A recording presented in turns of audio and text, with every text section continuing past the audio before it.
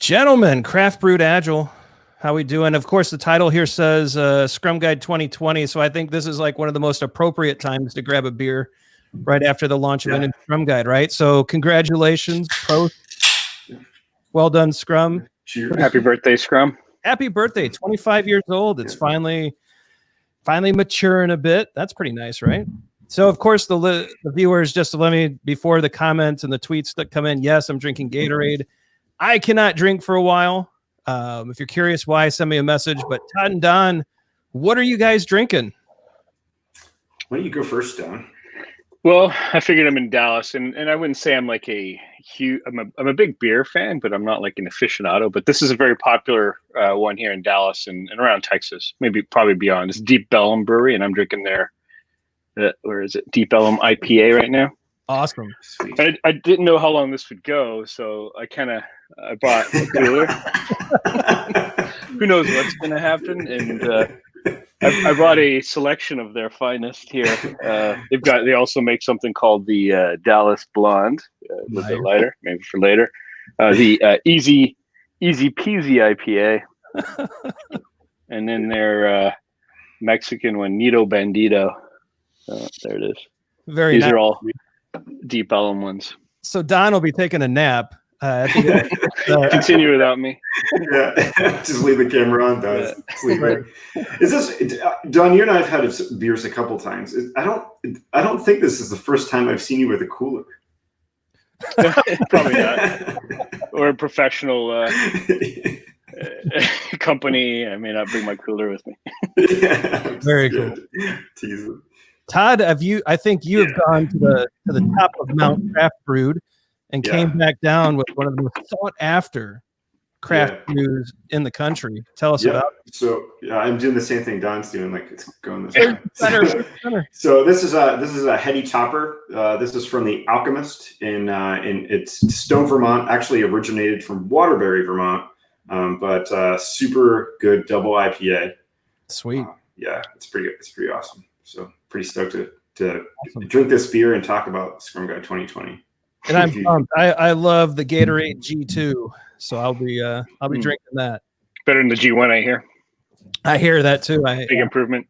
Big improvement. It's just slightly lower sugar than the regular, but all good stuff. So, guys, of course, I think based on LinkedIn and Twitter, there's about 37 meetups happening tonight. There's over 1,000 different blog posts summarizing the new Scrum Guide. So, of course, that means something got released. I don't know about you guys. I'm happy. Like normally when the guide comes out, you'll see a lot of I'm not even seeing a lot of negativity. Like it's pretty amazing. Like I love this version of the Scrum Guide. What do you all think? I do too. And I think to kind of categorize, like one of the big things I like about it a lot is the fact that it's less pages. Yes. Right. It's moved down to less pages, and a reference for why one of the references, there's no longer the 3 questions for the daily Scrum as an example.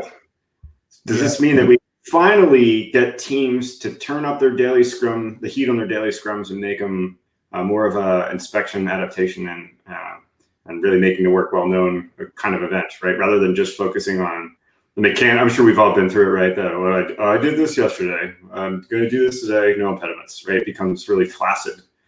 So hopefully this will supercharge everybody. And that was just an example that I thought of for the less pages, taking that out, which is what's funny. Yesterday during the event, I was asked what makes it less prescriptive, and I started rattling at things off that came to the top of mind, and more things just kept coming up.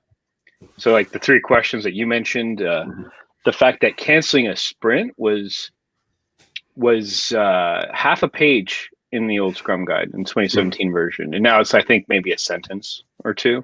Awesome. Do we really need to explain the details of what to do in that situation? It's in a situation that's so rare. It eats up that percentage of the Scrum Guide. And then what other pieces were there? The product backlog items have like estimates and descriptions and values and all good things. You should consider doing them, but it's just simply not as applicable. There's the retrospectives. Great idea is to put the action items from the retrospectives into the next sprint plan. You should all be thinking of doing that, but I Do don't you know. have to? Do you have to? It's up to the team. Yeah. Yeah, I think the fact that a lot of that stuff just got pared down and cut is really impressive. I think something that I'm not, I'm being a little silly about the number of posts, but I'm not that far off. But something that I haven't seen talked about a lot that I think is going to get a lot of attention as people digest these changes is just the clarity, right? What I really love about this, I mean, there's just such beautiful language in it. And that's not what the Scrum Guide has always been known for, right? I mean, Todd and I went through a book writing experience where our editor went through the 2017 Scrum Guide. She's like, guys, I got a bunch of changes for you. We're like, we are not showing that to anybody. Like, we are not putting that into anybody. There's no way, like, it's not changing right now. But with this version, like, there's just these beautiful sentences in it that I think between Ken and Jeff and the review committees and all the people involved, I think they've just done something really awesome. Like, and I'll give you an example, right? Just the kind of language that I love. There's this line in there about the moment that a product backlog item meets the definition of done, an increment is born. Like, that is just how many trainers out there, how many coaches, how many Scrum Masters struggle to explain an increment, right? It's just this kind of ethereal kind of, it's built. But when you give that sentence, it's like, that's a light bulb sentence. That's like, or even the definition of done. Like, Yeah. people have trouble explaining what that is too. And it kind of brings them all together. Is it done for like a PBI is ready? I still get that sometimes. Like, what do we mean by definition of done, definition of ready? But yeah, it brings them all three elements together, right? The PBI, once it achieves done, then you have the increment. So we've got like product backlog items from one increment, one artifact, and then using a commitment to the increment in order to create the increment. So it's like all three in that one sentence. Yeah, I just think it's such beautiful language, and it ties a lot of things together. It's made things a lot more clear, and they did it through subtraction, right? Yeah. They didn't decide, well, let's make it 50 pages so things are more clear. It's like, no, let's parse it. I just, the language, the simplicity, the loss of pages. I think it's just, to me, and this might be controversial, I'm not sure, I think it's the best version yet. I think so too. And Brian, you mentioned the word clarity, right? And Don, you said definition of done. How many times as a Scrum Master, as a trainer, Don, you've been a product owner before, I have as well, have people said, is the definition of done optional? Right, and it's all over. Definition of done, sprinkle, we're all over the Scrum Guide 2017. But people start to ask you that, right? Because it's not an official artifact. This notion of commitments provides such awesome clarity to the fact that in a product backlog, you have a commitment to create a product goal. In the sprint backlog, you have a commitment for a sprint goal. And in the and with the increment, you have a commitment for the definition of done. And I keep thinking of clarity. I think of focus. I think of the enablement of empiricism, the further enablement of empiricism with these commitments. So I'm jacked because I have always said the definition of done is not optional. It is absolutely mandatory. And we felt the same way about sprinkle. We wrote about that a lot in our book. So what do you think about that stuff, Don? Yeah, that's huge. And I mean, I think, you guys know this has been through a few revolutions, and you guys all got a chance to give feedback on the Scrum Guide, as did I. And that was one of the early issues, was the concept of a product goal, which maybe we'll talk about later, but was like, okay, this needs to be in it. But then we had the sprint goal, and we had definition of done, and we had the three original artifacts. And then it's like, well, what do we call all these things, right? Are there now 6 artifacts? That's getting a little crazy. These things that used to be artifacts, and then there's also a new one being introduced. So I think that was a good solution. You don't touch the original artifacts, and really what these other things are just ways, like kind of like a finish line for each of the existing artifacts. And I think that's a solution that just didn't make any enemies out of it. It was it kind of, everybody was sort of like, okay, yeah, I can see that working. And it gave a home, like, because even as trainers, like, we know, do you capitalize definition of done, or actually, you lowercase the definition, you capitalize the D, and you put the done in quotes. And this made it simpler. Now it's an official thing in the Scrum Guide. It's capitalized. There's no quotes. There's no done. It's the definition of done has a place now. And same with sprint goal. Same with product goal. So little things like that just makes our lives easier as well. Yeah, yeah. As a coder, like to me, I've always wanted to capitalize it.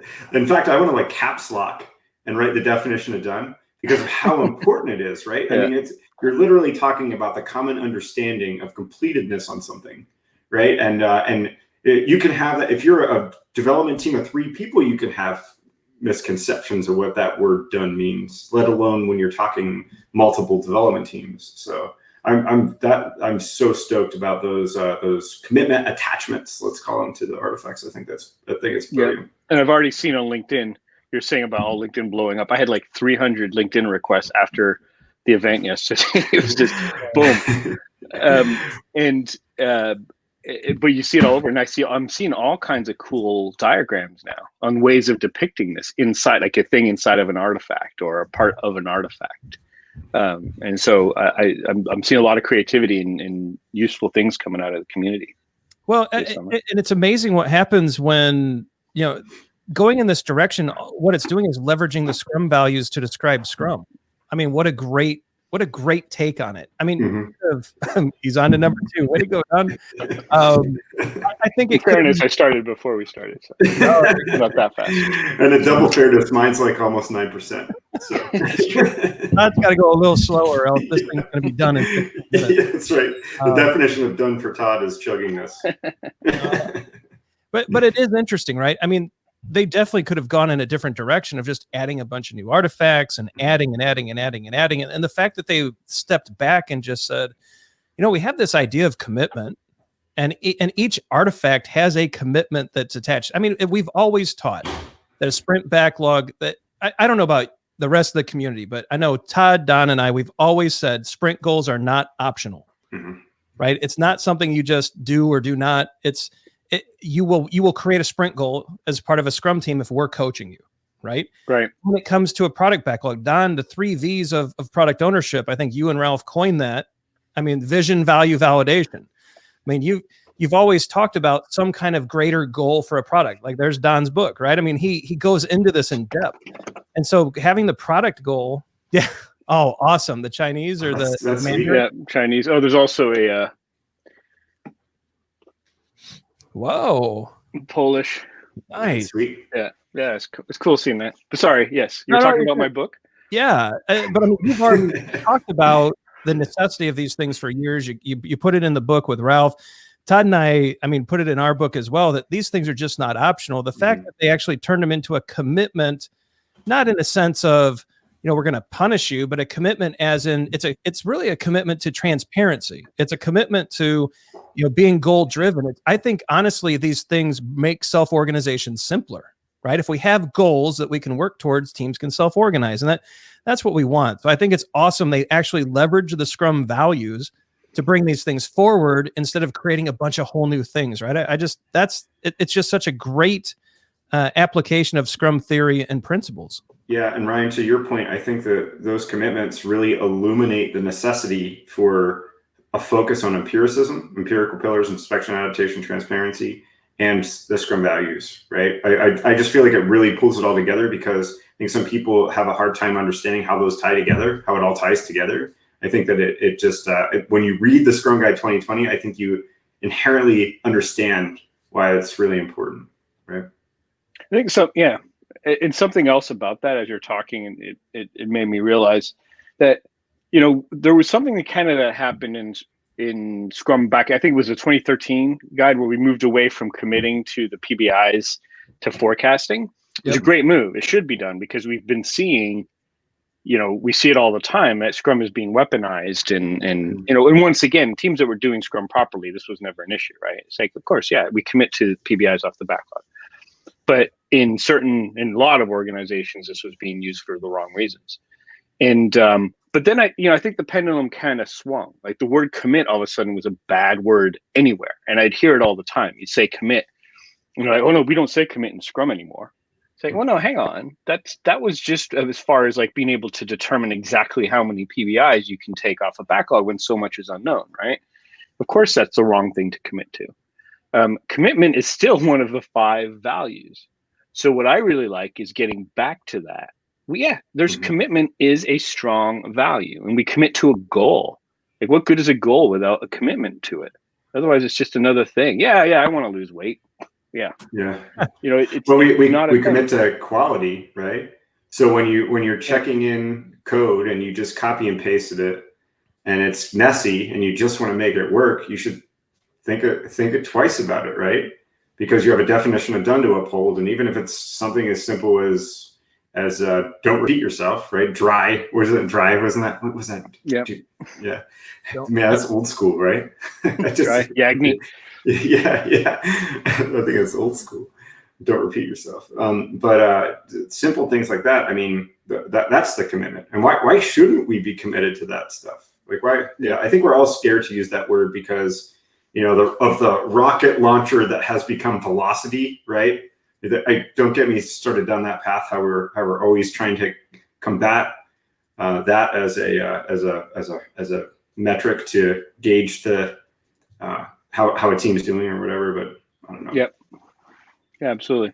So I think it's a good use of it for that. And I think with this Scrum guide, you see a few examples of that where, yes, it's less prescriptive, it's shorter, but it hits you over the head with a few of these things, right? It's come back strong on things like commitment.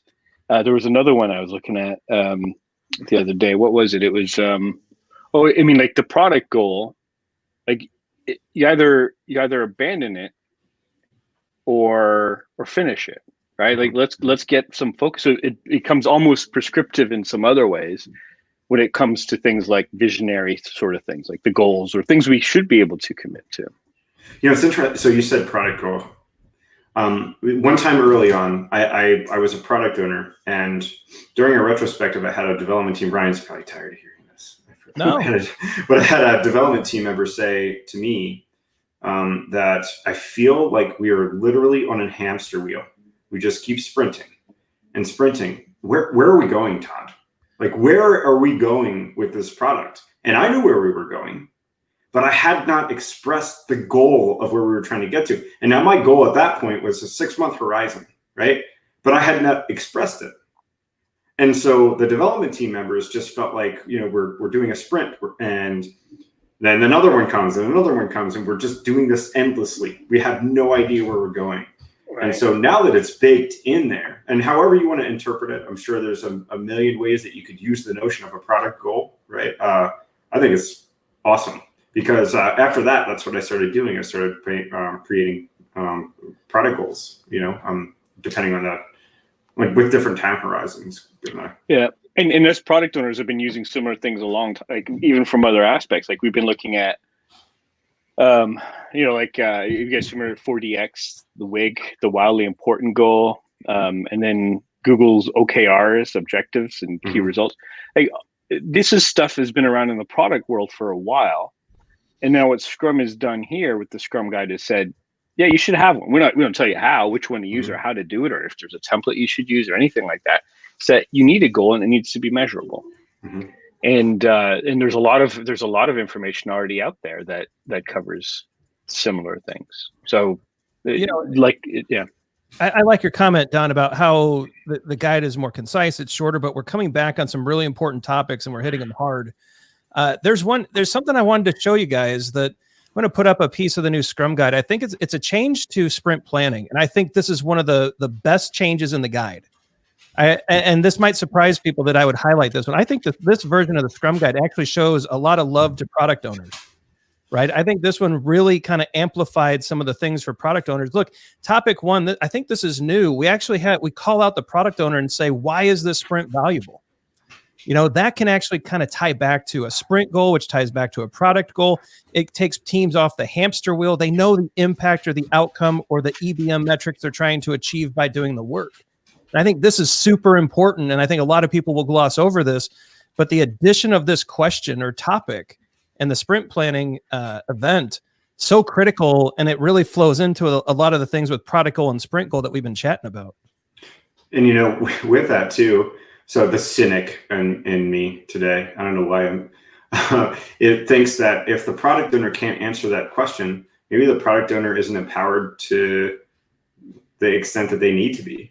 If the product owner says, I don't know why it's valuable, I was just told that this is what we should do next. Maybe that's a good sign for us Scrum Masters to step up and figure out what we need to do so the product owner can answer that question, right? right? So I think there's a lot hidden in, I think, Don, you said it hits you over the head because you could read a sentence. And as PSTs, we could talk about this for a day, right? You give us a cooler of beer and two sentences like this, and we could break this thing down for days. But that's what came to me. It is another good example of that, right? Where it's a bit of hitting you over the head and it's saying, hey, product owner, don't show up unprepared here. Mm-hmm. So you should have, and this is what I would say in class all the time about sprint goal. We always have to be careful. Should a product owner set the sprint goal? Well, no, but it's not like they should show up just empty-headed, right? Yeah. It's like, hey, I would love it if we could achieve this sprint. This would be awesome. And they should show up with every bit of enthusiasm as they should. They love this product. And that's the beauty of Scrum, is that tension between the product owner and the developers now, is that they should be able to say, could we maybe get this done this sprint? And then the developer should be able to go, I like where your head's at, but there's no way that can happen in 2 weeks or whatever the sprint is. And that they go back and forth, and what they come up with, the goal that comes out of that is awesome, right? It's a built-in tension. I want a product owner to want more for their product. They should be pushing, but the developers should be pushing back too. And that's a joke. This is how Congress is supposed to work, right? And you end up with a solution that's right for everybody. I know, too soon. Yeah, so it's interesting because somebody actually just painted that parallel to me in class. They were talking about one of the things. So this was the first time this person they marked themselves as a -50 with Scrum experience, and one of their first observations across the Scrum team, which we should talk about next, because I'm dying to hear about your thoughts on some of that, Don and Ryan. But they were saying the checks and balances because of the accountabilities, right, between a product owner, developer, and a Scrum Master. Checks and balances, like you're saying, that's how Congress is supposed to work. Checks and balances, right? It's the same thing, right? Because Ryan and I joke around when we're talking to product owners. What's the song that we say, Ryan? Is the product owner song? I want it now. Yeah, yeah. Good I want more. I want it now. That's all you're gonna get. Yeah, that's pretty good. Do you have like a banjo? There you go. I'll work on that while you guys keep talking. Brian's not drinking this one, so yeah. Yeah, no karaoke without booze. So. Give Don and I about a half an hour, right, Don? It is interesting, though. I think the product owner kind of love is there. There's one other thing I want to put up for you guys. I mean, Todd, we can certainly hit your topic as well. I want to make sure we chat about this, though. We actually defined a product. We actually now have a definition in the Scrum guide for product, which we've never really had before, right? So this is, I think this is a big deal, because we get this class in every product owner class we teach. It's, well, hold on, everybody. I know we're working on product. What's a product? And we actually have we have something we kind of, I mean, of course, we've always answered the questions in different ways, but we actually have something to kind of grab onto in the Scrum guide and really start working on elaborating and kind of building out on. What do you guys think of this definition? You make me read it now. Well, and I'll read it for you. A product is a vehicle to deliver value. So I think that's an important statement. It has a clear boundary, known stakeholders, well-defined users or customers. A product could be a service, a physical product, or something more abstract. Again, you're kind of hitting the product owner over the head a little bit, like, hey, you're delivering value. It should have boundaries. And by the way, do you know who your stakeholders and customers are? I think really good reinforcement here, but it kind of gives us a definition we can start building on. We teach and train and be more consistent, right? Yeah, no. Yeah, I was just going to mention really quickly, I also, big notice here that it doesn't mention software. Yes. We need to talk about that too, yeah. Sorry to cut you off, Don. No, but that's an important thing, is we need to get into that no software thing. But yeah, this product thing is, I mean, I guess as a product owner, and we have like a multi-page thing in our book about defining what a product is. And my approach has been this is one thing where I wouldn't mind if they went even stronger with this in the Scrum guide. Like I like to say everything's a product. If you're doing work, you're improving somebody's life. The work each of us are doing, and everybody watching it, the work you're doing is improving somebody's life. And so, do you know who those people are? Have you met them? And the more you do, the more that vision becomes clear, right? And a goal becomes clear.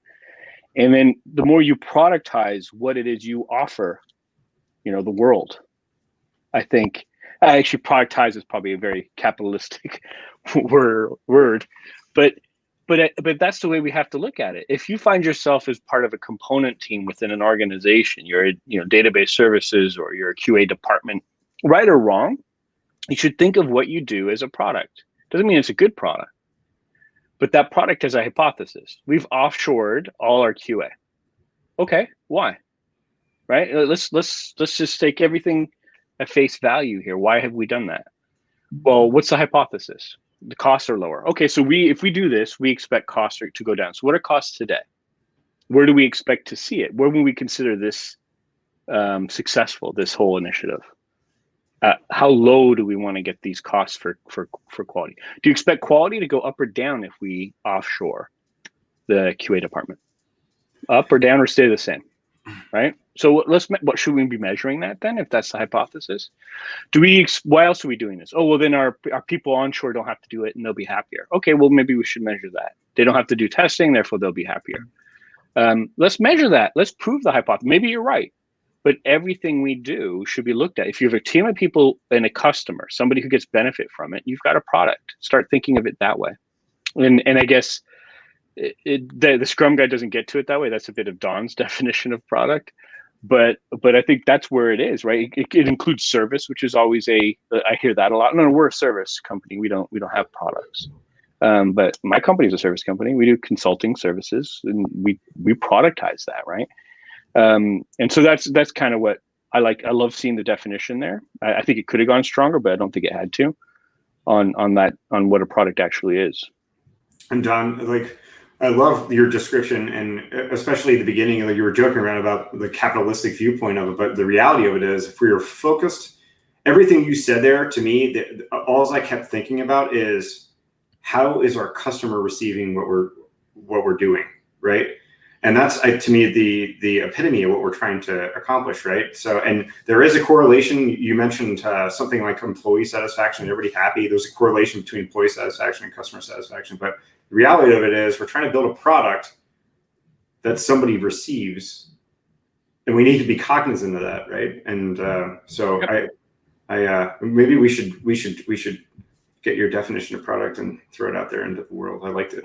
Well, it's in the book on page. Yeah, book, everybody. Yeah. Pick up The Professional Product Owner by Don McGreal and Ralph Jochum, and I think you're going to get. Look, every product owner should have it on their shelf. I've got it back here on mine. Todd's got it at his desk. Don, you have a box of them somewhere, I'm sure. But I mean, it's a great book, and it's one that we always recommend in all of our classes. And so I think that's an important one. You guys also brought up the fact that Scrum has now been explicitly defined as not just for software, which I think is amazing. In fact, here's another comment from the Scrum Guide, another brief quotation here. We use the word developers in Scrum not to exclude, but to simplify. If you get value from Scrum, consider yourself included. I think that's pretty awesome, right? I think just this is the version where basically people are saying, man, Scrum is used to solve complex problems. And if that's software, great. If it's HR, great. If it's creative writing, great. If you're getting value from Scrum, you're now in. And I think that's been I think that's also a pretty monumental shift. It's not just for software anymore. And it's, I think that's important. I mean, Don, in your business, I mean, would you say most of your customers aren't really trying to write software? It's true. I mean, my company, Brewing, is a software development company. We build software for people. Now I'm part of the training and coaching side. And so many companies come to us, say, we have this initiative. We don't have the, people, the means to do it. Would you do it for us? And we're like, sure. Yeah, absolutely. We'll do this. And in those situations, we mostly get to choose how we do it. And we choose Scrum. After trying lots of different things, Scrum is the thing that's worked out best for us. And so we use Scrum to build products. And then someone will come to us and say, hey, we just need some help. And then we'll like, if they need some extra programmers or testers or whatever, or even Scrum masters, product owners, we can help with that too. And that's the consulting side.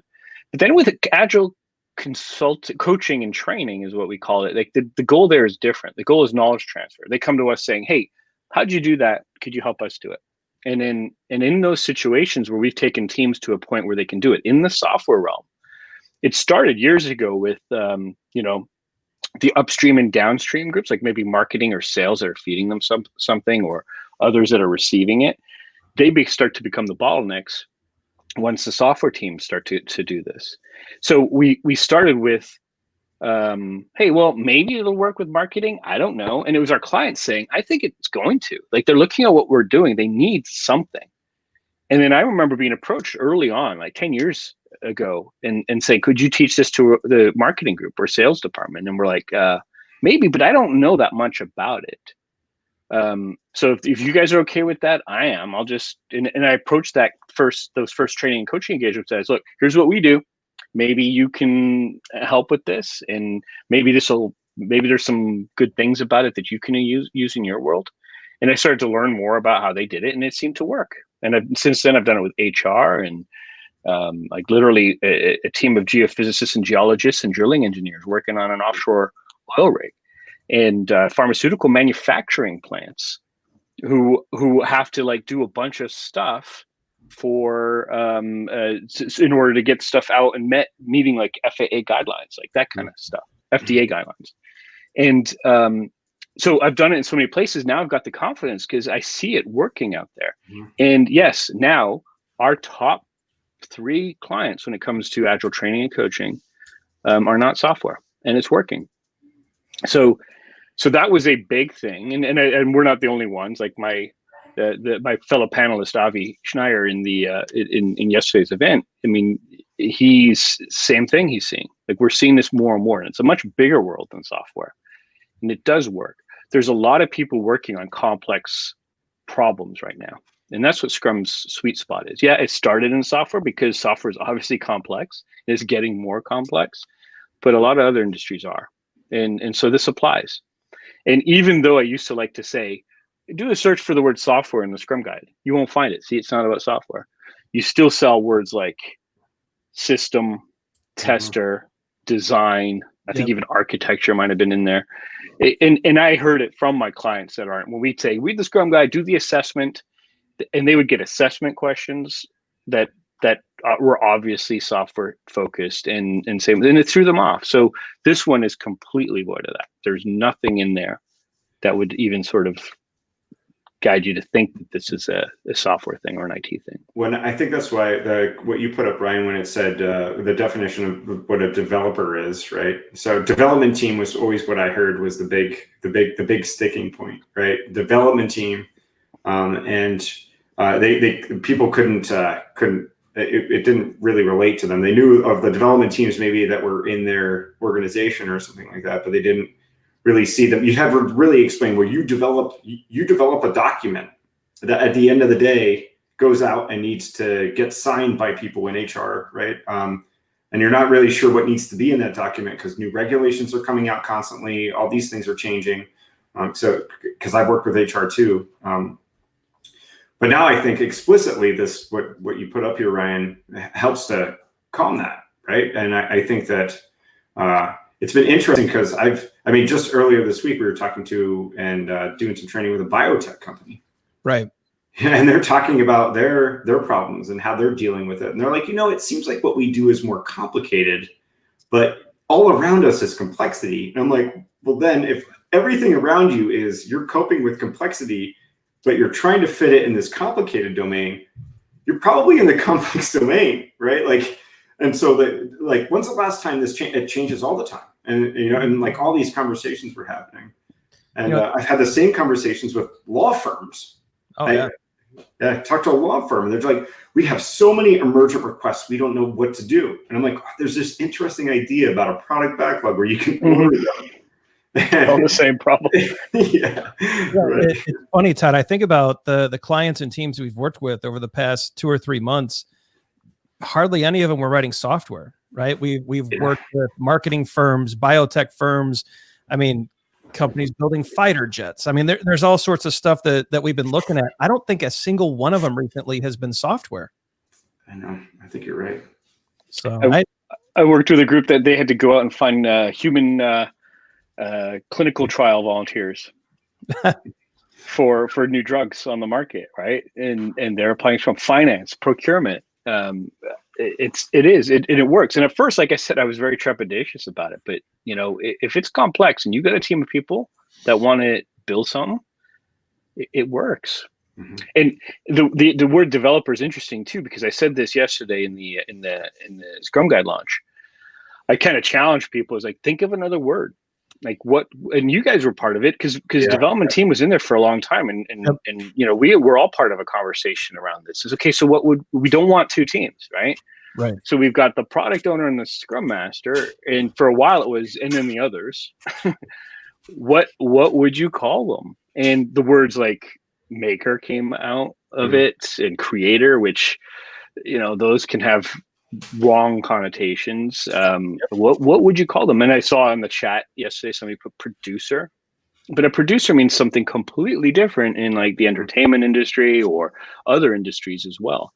The only people that would have a problem with the word developer are software people that are around software. But I remember years ago, or the number one thing on the Scrum Guide user voice, the Scrum user voice thing, was to change it from development team to delivery team, which I was like, that sounds good, right? We deliver. But then think about, you're an energy company in upstream and downstream oil. Delivery means something completely different there. Yeah. Or in manufacturing, delivery is something else further down the value chain, right? And so we think in software of one thing, but if we're opening this up for the world, developer is as good a word as anything. We develop a product. We're the ones actually creating something. And so then to me, I'd rather have that debate of developer doesn't mean programmer. To me, that's an easier thing to say than trying to make some excuse for some other word or team within a team or anything like that. Well, and that's what I think is super brilliant to go into. Another thing that I think about this guy that is awesome is this notion that development team isn't there anymore. It's developer. And Scrum team is the big thing now, right? And for me, I've personal experience as a Scrum Master. I've had work to do in a sprint backlog, namely impediment removal. And wanting the development team at the time to really own the way that they work, I wouldn't come to the daily Scrum. And so and this is just an example, this doesn't have to be the way that you do it if you're watching this video, but I would think that the removal of an impediment that was stopping a development team at the time from achieving their sprint goal is something that is part of delivering the increment, right? And so, but where in Scrum, it wasn't explicit before, do you give that information on where you're making progress towards that, right? And so now this notion of the entire Scrum team owning the delivery of the increment, and really, instead of subdividing the Scrum team with a development team, you have this awkwardness of a product owner and a Scrum Master, and where do they fit in this like ecosystem of this self-organizing team? Now you have a self-managing team with separate accountabilities. So I can think of times where it was awkward for me to try to think through how Scrum operates as playing any one of the roles, when things like that were happening. And then in the end, not really sure how to fit my conversation in about where I was with something. It's perfect now. We have whole Scrum team accountability over the increment. Yeah. So which is righteous. I think about that. That to me is a huge change. Some of us used to call it the Mickey Mouse paradigm, where a lot of us would draw Scrum diagrams like that, right? Mm-hmm. So you've got the development team, and then you got the product owner and the Scrum Master on the extremities, and then things come through them, and then this created, like, whether that was the intent or not, it was not, but then that became that created a hierarchy, right? Mm-hmm. So if you want to know how the project's going, you talk to the Scrum Master, and they'll give you a report, and they'll go to the development team members to talk about it. If you want to know how the product is going and what should be on there, you go to the product owner.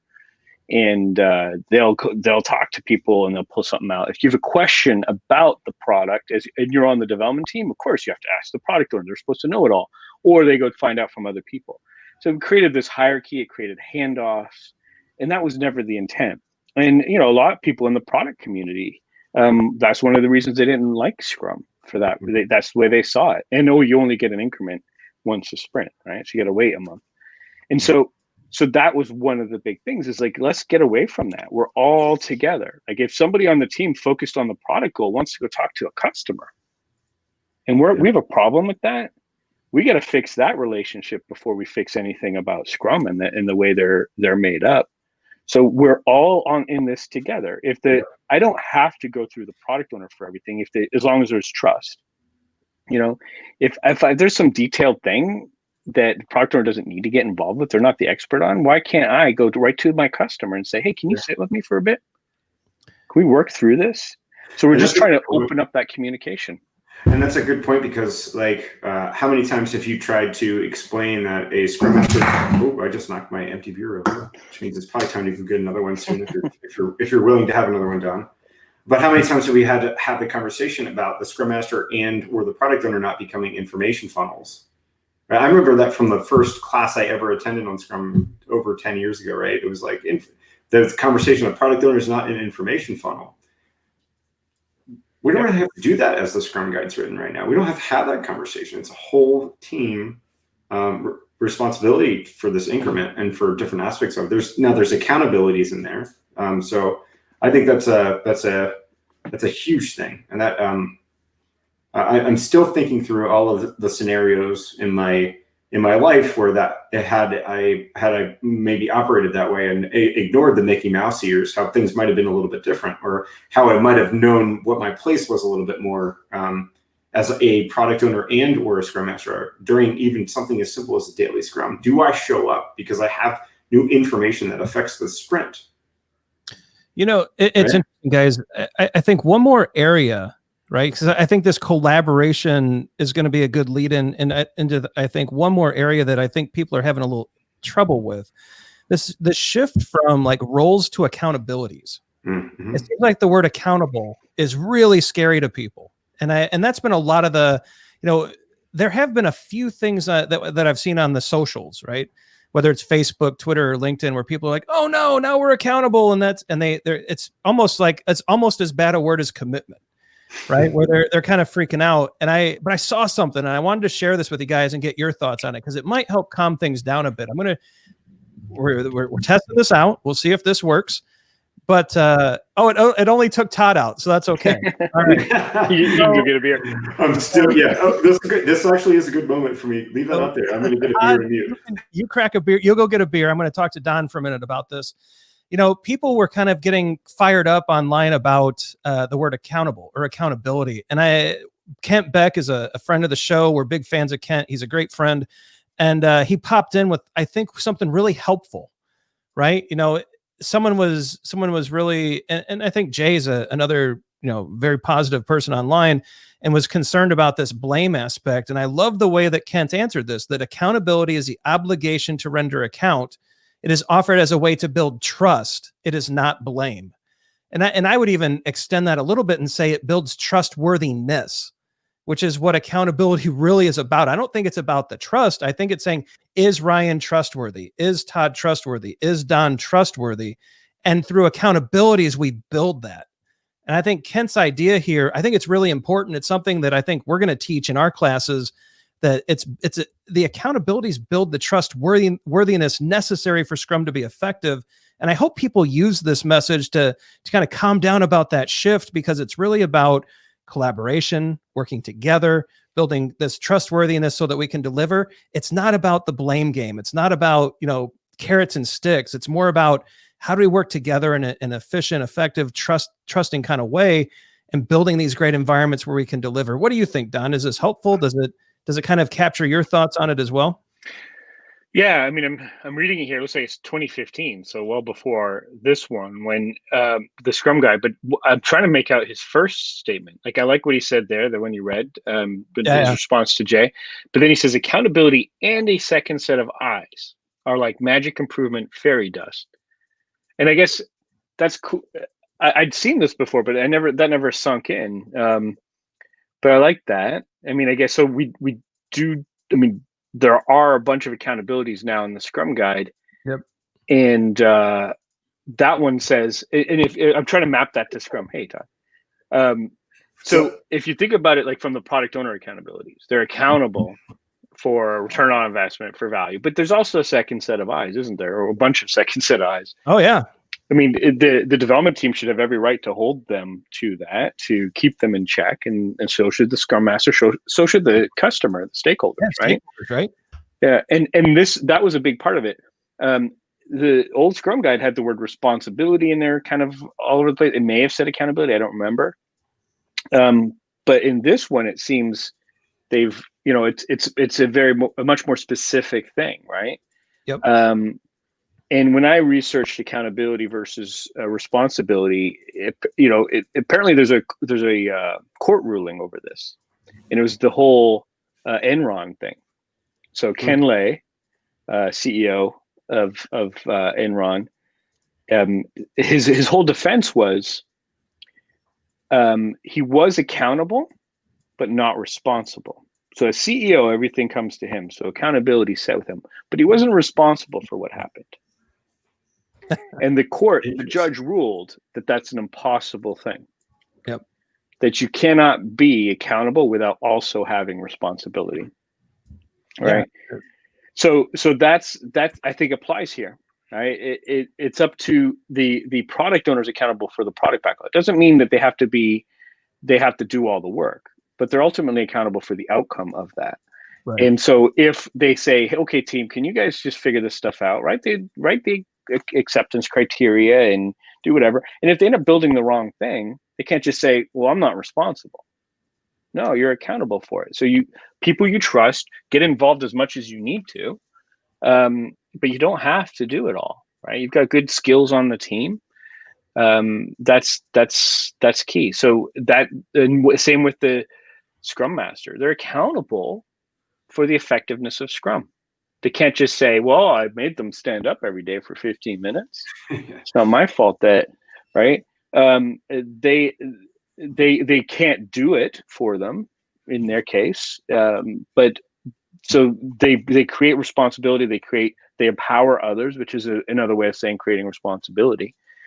But yeah, it's like the Scrum Guide. Ken and Jeff are accountable for it, no matter what's in there or where they got their inspiration. Right? The accountability lies with them, but there may have been others that shared responsibility too. Right? So it's like it all kind of ties into it. Interesting to think about this because we were talking about the checks and balances before. Because you're talking about that, like with a Scrum Master. If the Scrum Master says, "Well, I told the product owner that they should be focusing on value," nobody's using our product, but I told them, right? Same thing. I was also thinking in like I've had in the past in my coaching endeavors had development teams that have challenged product owners and said, I don't think what we're doing is valuable. And product owners, I think of your Mickey Mouse diagram being, well, thou shalt, because I'm the product owner, right? I feel like this version of Scrum Guide indirectly answers those questions. Like it is okay to do the checks and balances. It's okay for a development team to say, but why are we paying? What's valuable about the sprint? It's okay for a Scrum Master to uphold Scrum. I don't know. Maybe it's just us Scrum nerds, but I feel like it's very different. I think this is really going to be awesome for the Scrum community for a lot of the reasons we're outlining here. And I got a new beer, by the way. So it's the sister of Heady Topper. It's called a Focal Banger. Pretty sweet label. See that? Yeah. Nice. Yep. Well, you replaced me with a Kent Beck tweet. I had seen that pop up somewhere, and I thought, this could be helpful because I know accountability gets scary for people. I know commitment gets scary for people, but quite honestly, commitment's not any different today than it was, 2 days ago before the release of the guide. I don't think a lot has shifted there. I think it's a little more refined, but and so hopefully after a little bit of time and the ability to kind of think and huddle up around this, I hope people realize Scrum is still Scrum, right? They did not fundamentally change the framework. And I think that's really important to realize. I mean, it's still, the 5 events, the three accountabilities, and the 3 artifacts, right? I mean, it's still the 5-3-5 with minimal guidance and a framework aspect. And so it's not morphed into a methodology. We haven't gotten rid of, the big things that everyone's using today. And so I think that's really important to keep in mind as well. Yeah. I feel like we've been so serious during this Craft Brew Agile, talking about the new Scrum guide, that I can't help. I have had a question down for you all day in my head. Okay. Here we go. Yeah. This is where I just derail everything. So wait, hang on, before you start. I may be responsible for buying you beers, but what comes out of your mouth is your accountability. You're accountable no matter what. You bought me beers? Or no, but if I were. This question is brought to you by Heady Topper. A beer that loosens top tongue. No, so here's an interesting scenario. So Don, you and I have talked quite a bit over the past couple of years. I know you're from Canada, right? Next week is Thanksgiving here in the US. I'm curious, is that a thing for you now? And if so, like, what's your big thing with your turkey guy? You're big into more like the sides. How about the turducken? Turducken, yeah. I saw like a turkraken. A turkey stuffed with an octopus. That's weird. Yeah. So Canadians celebrate Thanksgiving on Columbus Day. I've been here 20 years. So the same year, so my wife and I started seeing each other in 2003, and she took me to like a proper American Thanksgiving. Thanksgiving was always my time to go back to Canada because I had time off and hang out with family and just, but it wasn't like we weren't celebrating anything, just go back because we had holidays in the States because I was living here. And in 2003, went there and they did it. Like, it was just like the movies for Canadians, right? Like this whole Thanksgiving, we did, our Thanksgiving is just dinner with our immediate family on a Monday, right? It's not what it is here. And so that was like huge. It was like monster feast and like 40 people. And sleep in a chair with like an hour and a half. Football. Yeah, we eat at 2:00. It's like, what is going on? This is ridiculous. And so I kind of got into it. I like that. I really like American Thanksgiving quite a bit. And now that I'm officially American, as of 2 years ago, I do like it. And we usually, once in a while, we go back to Chicago, where my wife's from, or we've done it here a few times. I deep fried a turkey myself. Oh yeah, a couple times. That was fun. Do you inject it? Did you inject it with anything, or did you ever try that? No, I didn't. I don't think I injected it. No, but it was a rub and everything that I found that worked really, really well. But yeah, in like, what is it, like 30, 40 minutes? I almost burned the place down, but yeah, you ever see it? There's so many, it was one of my favorite people like burning, like lighting their house on fire. Oh yeah. And it was like, and I used my old brew, my old thing I used to brew beer with, which I'd done a couple times too. Not a big brew, but I tried doing that, and so I used that to do the turkey outside. It was raining, and so I had to do it underneath the ledge, and the whole thing just went. But it was a lot of fun, and it was the best turkey I've ever had. But anyways, then we'd go to friends. We got some good friends here in Dallas because we don't have any family in Dallas, no immediate family at all. But we've got some good friends, and we usually spend Turkey Day with them. This year, though, because of circumstance and everything, we might go to our neighbors. But we're thinking now of doing a lamb thing instead. Kind of turns out my wife and I confessed to each other just yesterday that we don't even like turkey that much. So there's a lamb thing I do that I really like. That's cool. Yeah, like, so that's probably what we'll be doing this year. How about you, Ryan? How you doing your turkey this year? So I do the same turkey every year, right? So, and I am in charge of cooking the turkey, and so I'm actually cooking it so this year, due to COVID and everything going on, we're not getting together as a family, which is a huge bummer, but I want to see my relatives in the future. And so we're taking that drastic step. We're going to do a Zoom dinner, right? So what I'm doing is I'm cooking the turkey.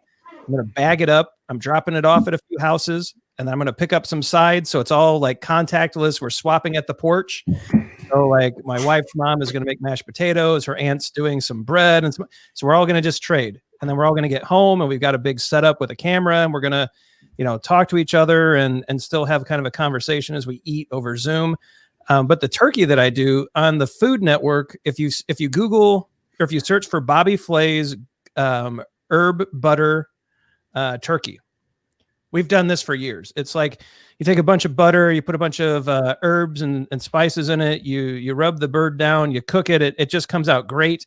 All that butter and stuff rolls off of it. So the meat is super moist and awesome. But then you take everything that's in the pan and you kind of like blend it down into a gravy. That's amazing. And so everybody loves it. So we'll be doing that again this year. And traditional, man, we love the turkey. So we'll have a turkey dinner at around 2 or 3. I'll be asleep by 4. I'll wake up and watch a little football and play with the kids and have a great day. And actually, I hope all the Agile for Humans and Craft Brewed Agile and your Daily Scrum listeners, who whichever feed this is in when it lands, I hope you all have a great Thanksgiving. I hope you're safe and that you're able to have a nice Thanksgiving with those in your current bubble, and that everyone just follow the guidelines and keep it safe, right? Sweet. Awesome. Yeah. Happy Thanksgiving. Yeah, definitely. Happy Thanksgiving to everybody. Do you guys want to know what I do with my turkey? It's your turn. Go ahead. Yeah, thank you. I did all this just. He's just waiting for us to stop talking, so he can. His focus is on not teaching up for himself. All right. Yeah. I see you did this video thing too, and it's making me blush. All right, it's all on you. Focus. Okay, yeah. So the past 4 years, I have smoked a turkey, and I have arrived at a maple bourbon recipe. So I brine a turkey in maple and bourbon, and then I smoke it for about 4 hours in maple and peach chips, and it comes out with and then I glaze it with bourbon and bourbon honey and a little bit of maple syrup. Wow. Yeah, that's why. See, that's why now I see like fireworks going off in the feed. Doesn't this new tool do that, Ryan? Yeah, I don't have the confetti. I'll fire up Mural real quick and we'll get the confetti. No, that sounds amazing, man. Yeah, I'm pretty excited about it. Although I am a big fan of lamb, so I'd love to hear about your lamb recipe. Yeah, I'll send it to you. It's pretty awesome. I forget where I heard it from. I think it was maybe an All Recipes thing I tried, and I've been doing a bunch since then. But it's a rack of lamb, and you bread it with some spices, thyme and stuff. But it's a Dijon mustard around it before you do it. And then you sear it first, and then you throw it in the oven for a while. Yeah, nice, really good. You sear it, then bread it, then throw it in the oven. Well, guys, we're coming up on the hour, and I think that's long enough for a video. I hope people stuck with us, and that honestly, I really appreciate that you guys brought out a lot of the nuance of the new Scrum Guide. I think a lot of the common topics have been covered in some great places. Don, you guys did a great job yesterday during the actual Scrum Guide event, and we'll put a link to that. I think that was super insightful. I hope that we were able to bring some more information to the nuanced parts, maybe highlight things that others aren't, and that we've helped people really digest and understand what's up with the new guide. Again, Scrum is Scrum. I mean, it's still the de facto framework to bring empiricism to the forefront, and I think it's just gotten better. I think Todd and Don agree. So, Don, we appreciate you joining us, man. We know you're busy. Go ahead and hold your book up one more time. I think every product owner should have it. And we want to make sure that, the professional product owner, it's got to be on your bookshelf. Great book. Yeah. We want to make sure you get our book as well. Fixing Your Scrum. Right? Are we gonna have to do second editions now with the new Scrum Guide? You know what? If they ask us, we'll do it. So if the people demand it, right? I think this thing's doing pretty good. I'm pretty happy with what we came up with. I was going through it. I was kind of thumbing through it, and I realized not a lot's going to have to change if we were to update it. I think there'd be a new chapter on commitment. There might be a new section or two on product goal, but everything else I think holds up super well. I'm not too worried about it. So Yeah, same old problems, right? yeah. Yeah. We're still gonna wake up. We all woke up the next day and it's like, wow, companies are failing to adapt. Okay, let's still keep working on that. Let's write another book. So, but All guys, right, thanks so much, guys. yeah, I really was a lot of appreciate it. To Good the seeing audience, you, John. it's Craft Brewed Agile. Here's a lot of the detail for you. We hope you enjoyed this episode, and thanks for sticking with us. Smash that like button so you get updated whenever we put a new episode out. And check out the books, Professional Scrum Product Owner, Fixing Your Scrum, and we'll catch you next time.